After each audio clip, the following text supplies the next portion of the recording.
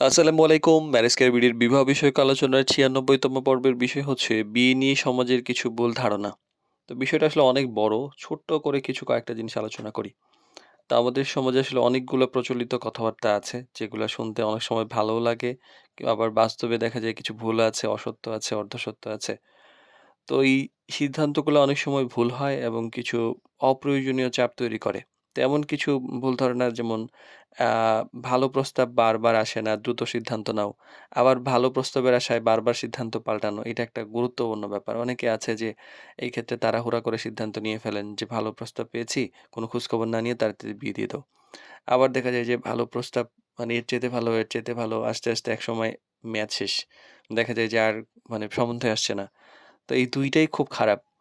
আবার একটা হয় যে ছেলে হলে সমস্যা নেই, পরে করলেও চলবে। এই যে ছেলেদের কেরিয়ার, বয়স, তারপর বাস্তবিক চিন্তাভাবনা, মানসিক প্রস্তুতি, বাড়িঘর, মানে চাকরি সেটেলমেন্ট এগুলা করতে, করতে অনেক সময় দেখা যায় কেউ দেরি করে ফেলেন। মানে অতিরিক্ত দেরি হয়ে যায়। আবার মানে উপযুক্ত দেরি করলেও মানে অনেক বেশি দেরি করলেও কিন্তু উপযুক্ত ম্যাচ পাওয়াটা কঠিন হয়ে যায়। আর মেয়েদের ক্ষেত্রেও বিয়ে দেরি হলে সমস্যা। মানে এটা সত্য অসত্য ২ টাই যে আ মেয়েদের ক্ষেত্রে অনেকে দেখা যায় যে অল্প বয়সেই বিয়ের জন্য অনেক প্রেশার শুরু করেন। মানে ইয়ার জন্য আ মানে যদি দেরি হয়ে যায় অনেক সমস্যা হবে। এটা নিয়ে অনেকে ভুল জায়গায় বিয়ে দিয়ে ফেলেন। আবার দেখা যায় যে ভালো খুঁজতে গিয়ে অনেক দেরি হয়ে গেছে, দিতে পারছেন না। তো এই ২ টার মধ্যে একটা ব্যালেন্সড করাটা জরুরি। আর বিয়ের জন্য প্রস্তুতি সঠিক মানুষ পাওয়াটা আসলেই শুধু যে এই বিষয়টা নয়, বরং এটা আম মানে মূল কথাটা হইলো যে বয়স না, বরং হচ্ছে এই যে সঠিক মানুষ পাওয়াটা এটা ইম্পোর্টেন্ট।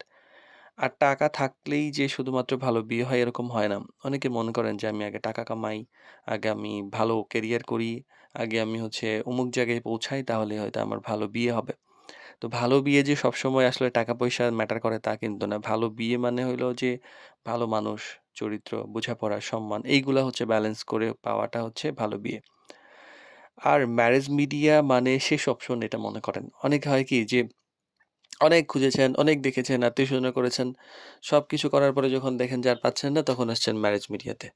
মানে খুব বিপদে না পড়লে খুব কম মানুষই আসে যে ম্যারেজ মিডিয়াতে। কিন্তু আসলে এইটা একটা ভালো অপশন। ম্যারেজ মিডিয়াকে অবহেলার চোখে কিছু দেখার দরকার নেই। আপনি লোকালি যে ঘটক বা আত্মীয়স্বজন মানে এর মাধ্যমে যে বিয়ে করে যে খরচ করছেন বা ম্যারেজ মিডিয়াতে হয়তো ভালো ম্যারেজ মিডিয়াতে যদি যান হয়তো এর চাইতে কম খরচে আপনার কাজ হয়ে যাবে। আর মানে অনেকে হয় না যে মানে যেটা হয় বিয়ে দেখতে, দেখতে এই যে আয়োজন করতে, করতে বা এই পাত্রপক্ষকে আপ্যায়ন করতে, করতেই লাখ, লাখ টাকা খরচ করে ফেলে। মানে অনেকেই এরকম আসে অস্বাভাবিক ধরনের মানে আ দেখাশোনা এবং এই যে আয়োজন করেন যার ফলে এই সমস্যাগুলো হয়। তো আরেকটা হলো যে সবকিছু পারফেক্ট হইতে হবে। মানে বিয়ের আগে অনেকে মনে করেন যে একদম সবকিছু পারফেক্ট।